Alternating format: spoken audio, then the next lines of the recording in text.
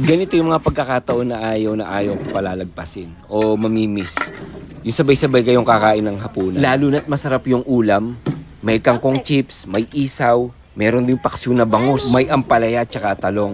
Sarap niyang isawsaw sa may bagoong. Ay, saan galing yung kangkong? Eh di binili ko, alam ka namang Kinuha lang yan talaga sa likod bahay. High tide kasi dito sa amin eh. Meron din nga pala yung ampalaya na pinakrispy din ni Commander. Tsaka yung isaw syempre.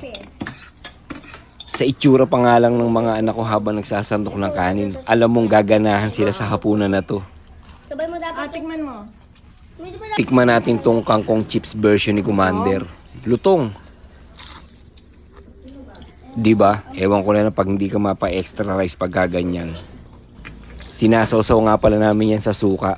Kasi yung isaw, ganun din pinalutong din. Kaya masarap isawsaw sa sukang may sili. Kaya naman si Koji, nagkamay na at napataas pa ang paa. Solid din talaga tong paksiw na bangus na may bagoong. Kayo mga idol, ano ulam nyo?